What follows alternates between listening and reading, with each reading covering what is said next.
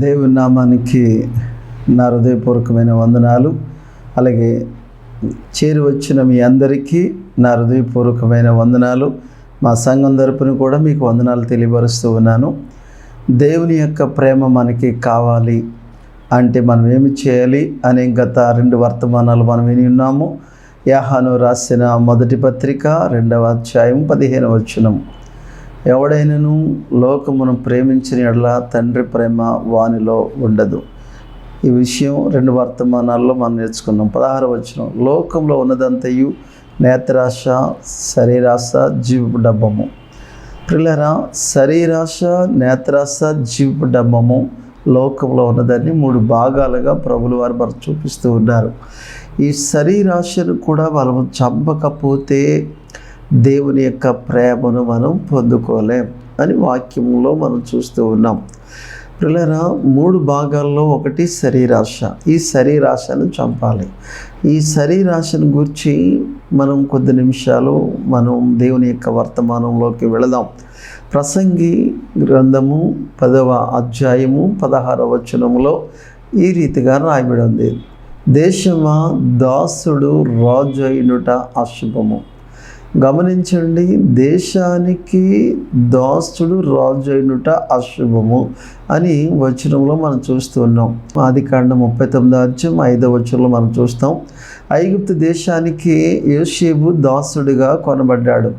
అక్కడికి వెళ్ళిన కొద్ది కాలానికి అతడు దేవుని యందు నమ్మకం కలిగి ఉన్నాడు కనుక దేవుడు తన ద్వారాగా జరిగిస్తున్న ప్రతిదీ కూడా ఆలకించి పోతిఫర్ తన యొక్క దేశానికి, తన ఇంటికి తననే విచారణకర్తగా, నాయకునిగా అప్పగించాడు.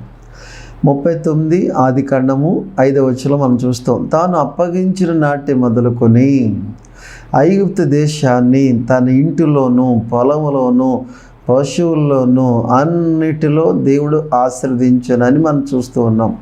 ఎవరిని బట్టి? యోసేపును బట్టి ఆ దేశాన్ని ఆశీర్వదించాడు. దాసుడిగా వచ్చిన వాడు రాజుగా కూర్చున్నాడు, ఆశీర్వదించబడ్డాది ఐగుప్తు దేశం. మరి ప్రసంగి గ్రంథకర్త 10వ అధ్యాయము 16వ వచనంలో దేశమా దాసుడు రాజు అయినుట అశుభము, ఉదయమునే అధిపతులు భోజనమున కూర్చుండుట అశుభము అని మనం చూస్తూ ఉన్నాము. అయితే దాసుడు రాజుగా ఉండకూడదు, దేశానికి అశుభము. అక్కడ ఐగుప్తు దేశంలో దేశానికి రాజుగా ఉన్నాడు యోసేపు, దీవించబడింది. మరి అక్కడ ఎందుకు రాయబడింది, ఇక్కడ ఎందుకు రాయబడింది? అసలు దాసుడు అంటే ఎవరన్నది మనం నేర్చుకుందాం. దాసుడు అనగా మన యొక్క శరీరం. ఎప్పుడు కూడా దాసుడు పని చేయాలి కానీ సుఖపెట్టకూడదు.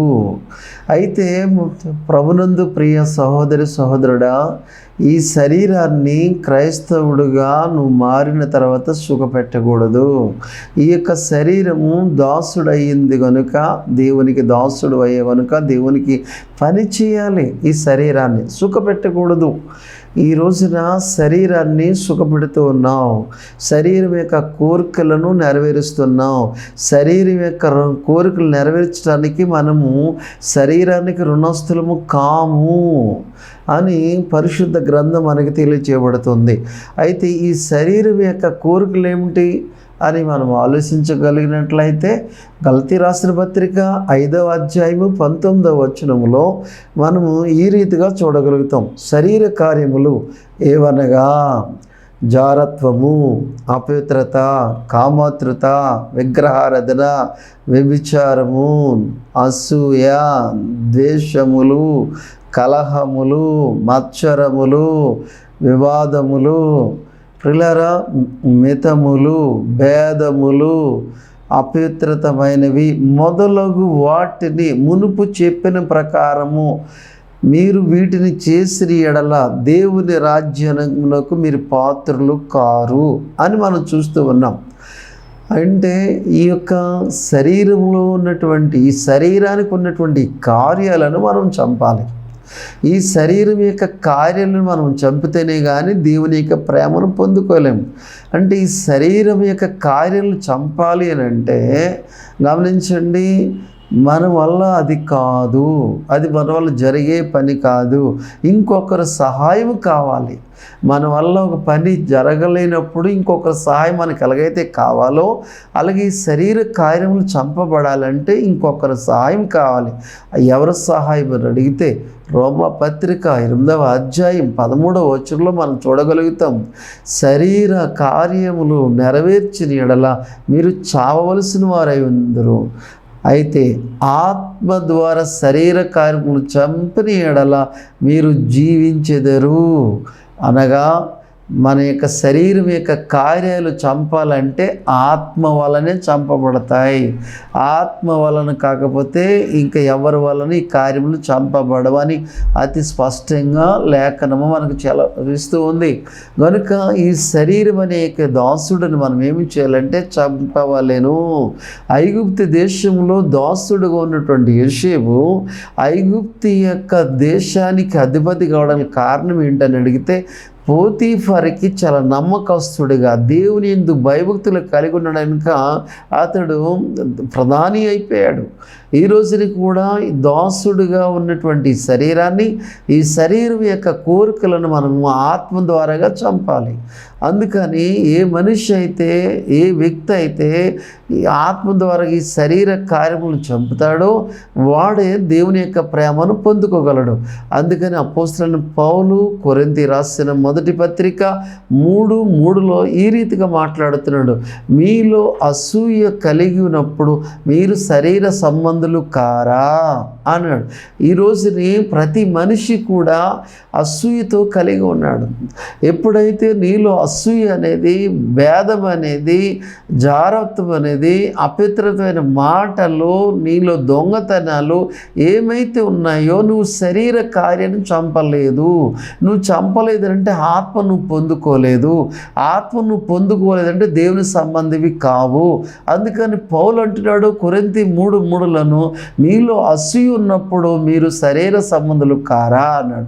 అదే పత్రిక 1వ అధ్యాయము 10వ వచనంలోను మనం ఏం చూడగలుగుతున్నామంటే మీలో కక్షలను ఉన్నవి గనుక మీరు శరీర సంబంధులే, మీలో మత్సరం ఉన్నది, మీరు శరీర సంబంధులే అంటున్నాడు. ఈరోజు నేను దేవుని సన్నిధానికి వచ్చిన నీవు, దేవుని యొక్క రాజ్యంలోనికి వెళ్ళాలనుకుంటున్న నీవు, దేవుని నామములో బాప్తిసం పొందిన నీవు, ఈరోజుని నీకంటే ఎక్కువగా ఎవరైనా మంచిగా పాట పాడుతుంటే అసూయపడుతున్నావా? నీకంటే ఎక్కువగా ఎవరైనా ప్రార్థన చేస్తుంటే నువ్వు అసూయపడుతున్నావా? లేకపోతే నేనే సంఘంలో పెత్తనం చేయాలని అసూయ నువ్వు పడుతున్నావా? అయితే నీవు ఇంకను దేవుని సంబంధివి కానే కాదు, దేవుని యొక్క బిడ్డవి కానే కాదు. ఇక్కడ కొరింథీ సంఘములో భేదాలు ఉన్నాయి, మత భేదాలు ఉన్నాయి. నేను అపోజలు వాడిని అంటున్నాడు, ఒకడు కేఫా వాడిని అంటున్నాడు. వీళ్ళకి అసూయలు కలిగి ఉన్నారు, కలహాలు కలిగి ఉన్నారు, భేదములు కలిగి ఉన్నారు, భిన్నాభిప్రాయాలు కలిగి ఉన్నారు. వాక్యానికి ఏమాత్రం వీరు లోబడడం లేదు. ఈరోజు నీ ప్రభునందు సహోదరి సోదరుడా, నీకున్నటువంటి ధన బలము కావచ్చు, నీకున్నటువంటి శరీర బలము కావచ్చు, నీవు ఇంకను దేవుని రాజ్యానికి నీ శరీరం వంగకపోతే, దేవుని యొక్క రాజ్యానికి నువ్వు వెళ్ళాలనుకుంటే, దేవుని యొక్క ప్రేమను నువ్వు పొందుకోవాలంటే శరీర కార్యములను చంపబడాలి. నీలో శరీర కార్యములు చంపబడకపోతే నువ్వు దేవుని యొక్క రాజ్యమునకు హక్కుదారుడువు కాదు. దేవుని యొక్క రాజ్యంలోనికి నువ్వు ప్రవేశించలేము. దేవుని యొక్క ప్రేమను మనం పొందుకోలేము. ప్రియులారా, యేసుక్రీస్తు ప్రభుల వారికి 12 మంది శిష్యులు మిగిలారు.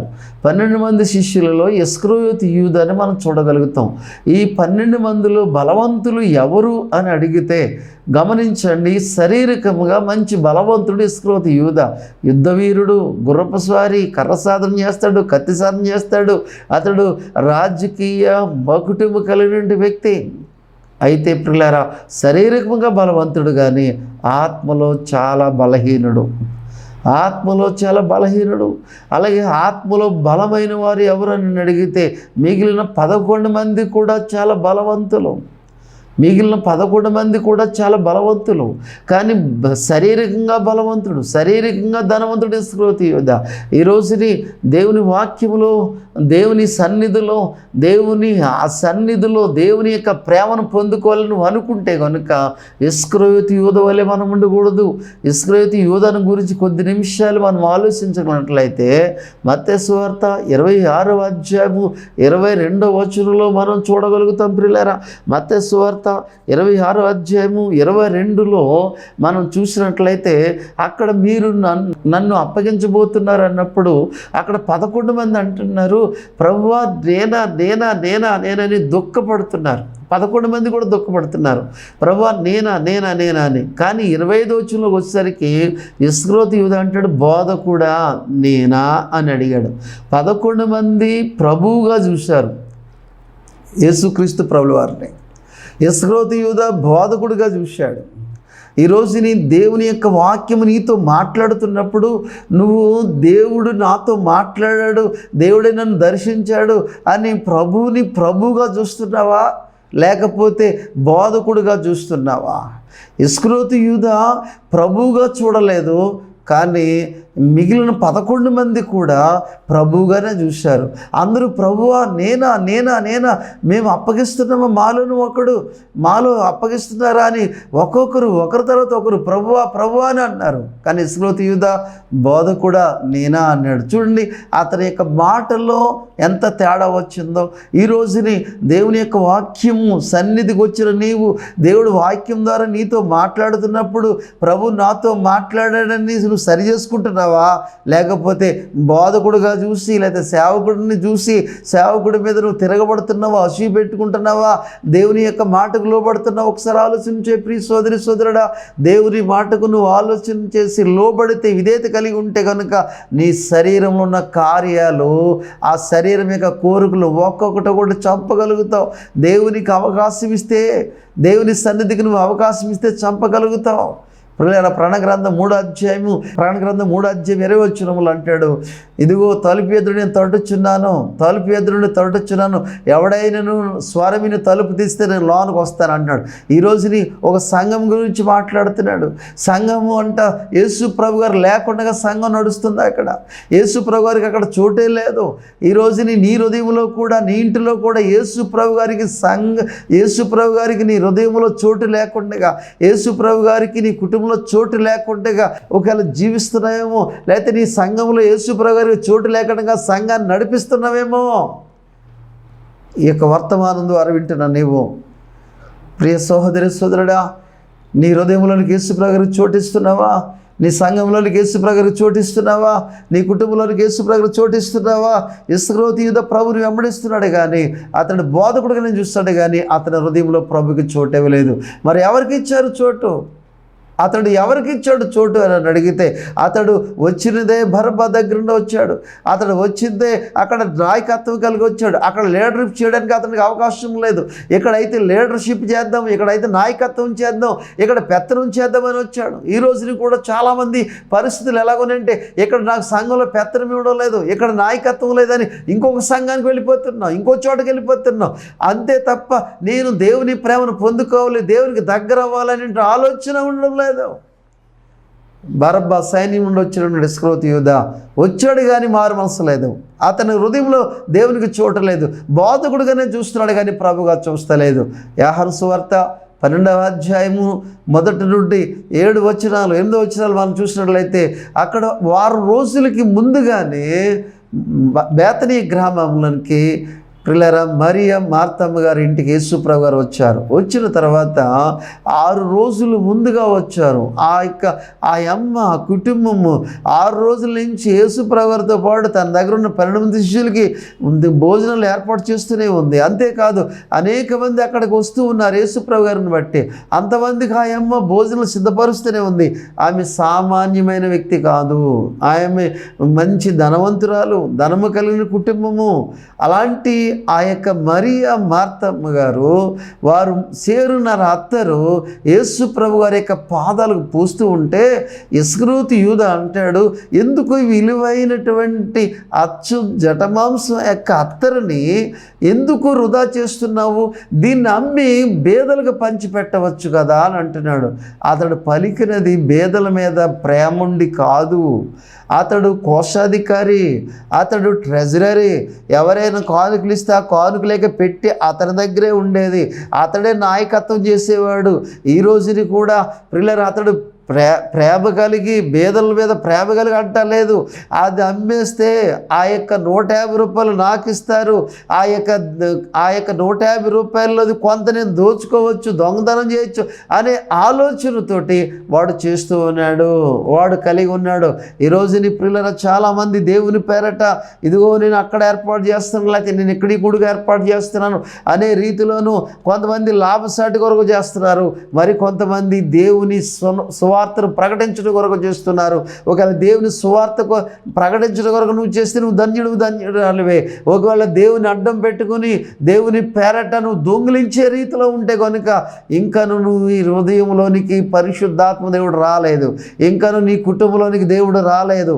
ఇస్కరియోతు యూదా ప్రభుని వెంబడిస్తున్నాడే కానీ అతని యొక్క హృదయంలో సాతానుడు ప్రవేశించినాడు, అతని హృదయంలోనూ సాతానుడు ప్రవేశించినాడు. ఒకవేళ నీ జీవితంలో కానీ నువ్వు ఎప్పుడైనా దేవుని కార్యాలు జరిగిస్తూ ఉంటే, దేవుని నామానికి మహిమకరంగా కార్యములు జరుగుతుంటే, ఎవరైనా దేవుని పని చేయడానికి పరిచయం చేయడానికి ముందుకు వస్తూ ఉంటే, ఎవరికి లేని బాధ నీకెందుకు నువ్వు సైలెంట్గా ఉండు అని చెప్పేసి ఒకవేళ అలాంటి ఆలోచన నీలోనికి వస్తే కనుక నీవు ఇంకను దేవుని ఆత్మను పొందుకోలేదు, నువ్వు ఇంకను దేవుని యొక్క ప్రేమను పొందుకోలేకుంటున్నావు.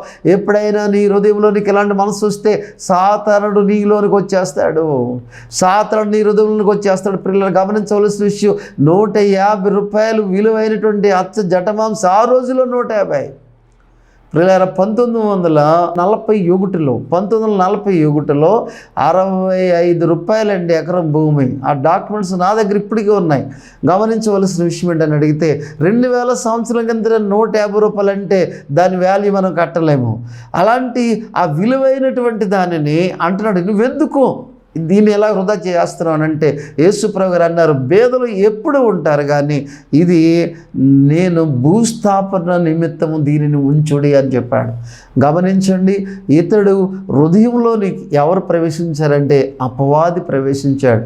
అందుకనే ప్రభు అంటున్నారు యోహాను సువార్త 13వ అధ్యాయములను అక్కడ అంటున్నారు, ఏమని అడిగితే ఒకసారి మనం ఆ భాగం చూసిన మొదటి వచనంలోను, లోకము తన వారిని ప్రేమించను, లోకము తన వారిని ప్రేమించును అని 13వ అధ్యాయం మొదటి వచనంలో ఆయన మాట్లాడుతున్నాడు. ఆయన మాట్లాడుతూ ఉన్నప్పుడు పిల్లరా అక్కడ ఆయన వస్త్రము తీసి పాదాలు కడుగుతారు, భోజనం ఏర్పాటు చేస్తారు. అయితే 11వ వచనంకి వచ్చేసరికి అంటున్నారు ఆయన, మీరందరూ పవిత్రులే కానీ అందరూ పవిత్రులు కారు అని అన్నాడు. 11వ వచనంలో అందరూ పవిత్రులు కారు, ఉన్నదే 12 మంది. ఆ 12 మందిలోనూ 11వ వచనం అన్నాడు ఆయన అందరూ పవిత్రులు కాదు, మీరందరూ పవిత్రులు కారు అన్నాడు. అంటే అర్థం ఏంటి? ఇస్కరియోతు యూదాను బట్టి ఆ మాటను మాట్లాడాడు. ఇస్కరియోతు యూదాను బట్టి పవిత్రుడు కాదు అని చెప్పలేక ఆయన మీరందరూ పవిత్రులు కారు అని చెప్తున్నాడు. ఆయన ఎవరిని గురించి? ఇస్కరియోతు యూదాను గురించి మాట్లాడుతున్నాడు. అర్థం చేసుకుందాం ప్రియులారా, ఈరోజుని నీవు పవిత్రుడుగా పరిశుద్ధుడిగా ఉండాలి అని అడిగితే, దేవుని యొక్క ప్రేమను పొందుకోవాలంటే ఇస్కరియోతు యూదా వలె మనం ఉండకూడదు. ఇస్కరియోతు యూదా శరీరములో బలవంతుడు, డబ్బులో బలవంతుడు, యుద్ధ వీరుడు, కానీ ఆత్మలో బలహీనుడైపోయాడు. కానీ 11 మంది శిష్యులు కూడా ఆత్మలో చాలా బలవంతులు. వారు ప్రాణాలు తెగించడానికి, ప్రాణాలు ఇవ్వడానికి ఇష్టపడ్డారు. ఈరోజు నీ శరీరం యొక్క క్రియలను చంపితేనే కానీ నువ్వు దేవుని యొక్క ప్రేమను పొందుకోలేవు, దేవుని యొక్క రాజ్యమును పొందుకోలేవు. గలతీ పత్రిక 5వ అధ్యాయం 19వ వచనంలో అదే చెప్తున్నాడు ఆయన. ఎందుకంటే శరీర కార్యములు అవి స్పష్టంగా ఉన్నవి. అపవిత్రత, జారత్వము, కామాత్రతము, విగ్రహారాధన, వ్యభిచారము, దోషములు, మతభేదములు, పిల్లరా, కలహములు, కక్షలు, మితభేదములను వీటిని మనము చంపితేనే కానీ, అసూయను చంపితేనే కానీ పరలోక రాజ్యాన్ని స్వతంత్రించుకొనలేరు అని క్లియర్గా చెప్తున్నాడు. అంటే శరీరాన్ని మనం ఖచ్చితంగా ఏం చేయవలసి ఉన్నదంటే చంపవలసిన వారమై ఉన్నాము. 11 మంది శిష్యులు చంపారు, దేవుని యొక్క ప్రేమను పొందుకున్నారు. కానీ ఇస్కరియోతు యూదా అపవిత్రుడిగానే ఉండిపోయాడు.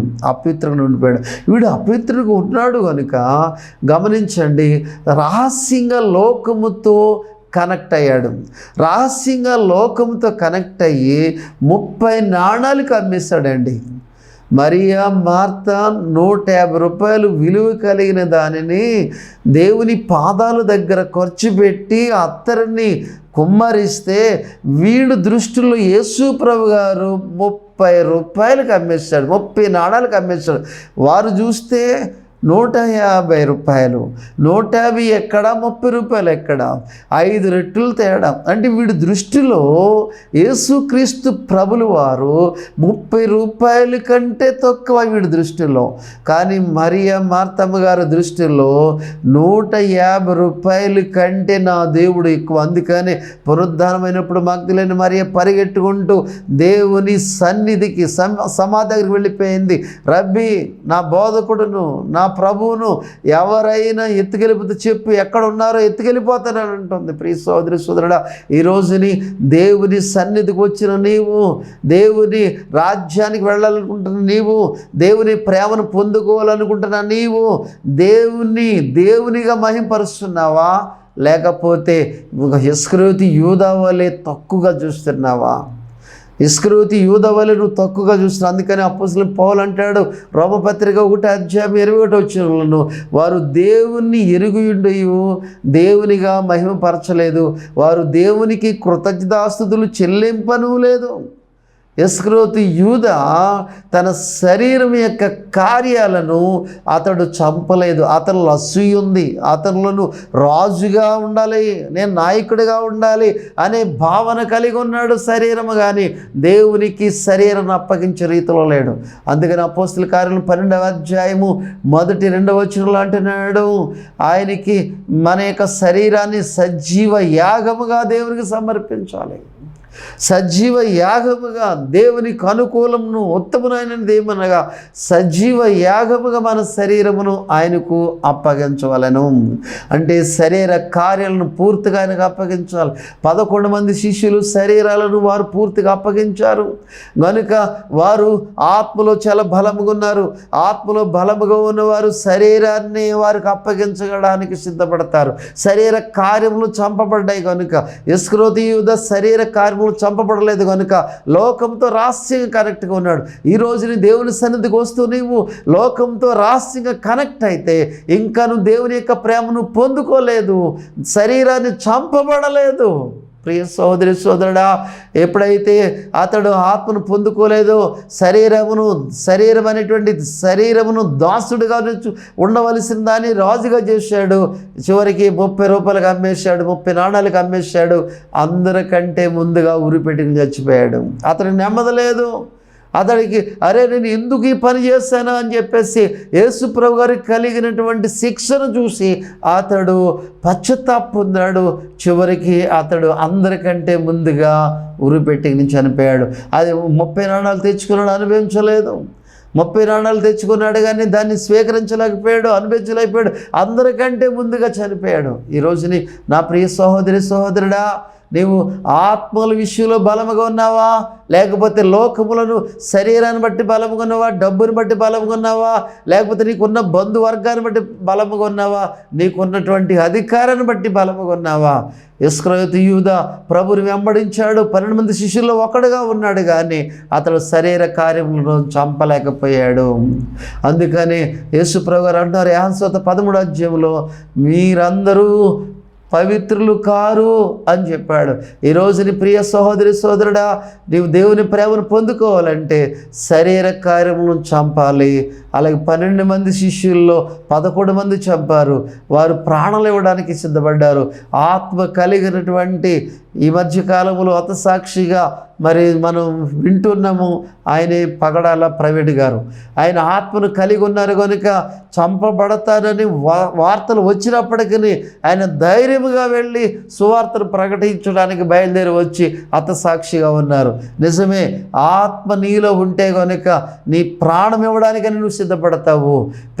ప్రియులరా, నువ్వు ఆత్మతో నింపబడకపోతే కనుక అసలు దేవుని పని చేయడానికే రావు, దేవుని సన్నిధి సమయానికే రావు. దేవుణ్ణి ప్రార్థించు, బైబిల్ చదవు, అంతేకాదు దేవుని సన్నిధానంకి రావు.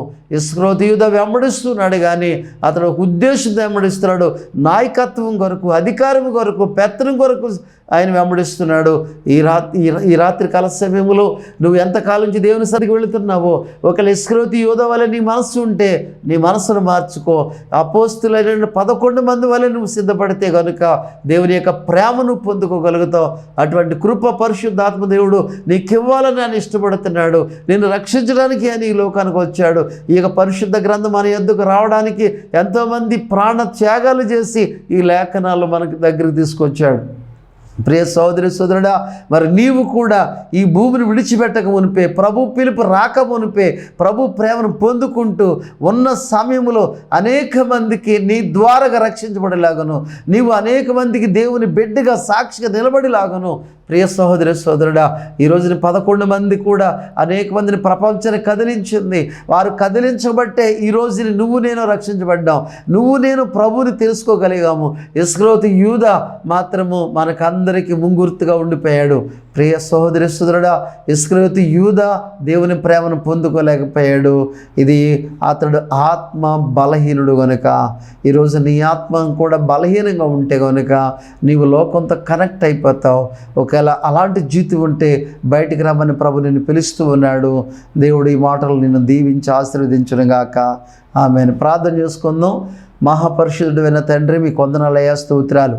ప్రభు, ఈ వర్తమానం ద్వారాగా శరీరము బలముగా ఉండి, డబ్బులో బలముగా ఉండి, నేను అహంభావం కలిగినటువంటి వారు ఎవరైనా ఉంటే ఈ వర్తమానం ద్వారాగా ప్రభు వారు సరిచేయబడి వారి ఆత్మను యేసుక్రీస్తు నామములో బలపరచమని అడుగుచున్నాను తండ్రి.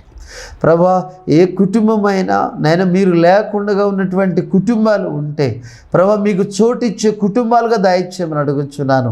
అపోస్తులు 11 మంది ఎలాగైతే నైనా వారు నీ ఆత్మను పొందుకొని ప్రాణం త్యాగం చేయడానికి సిద్ధపడి ఉన్నారు ప్రభా, ఆ రీతిగానే నైనా ఈ వర్తమానం ద్వారాగా నేను వినుచున్న ప్రతి ఒక్క హృదయాలను వారి ఆత్మను బలపరచమని అడుగుచున్నాను.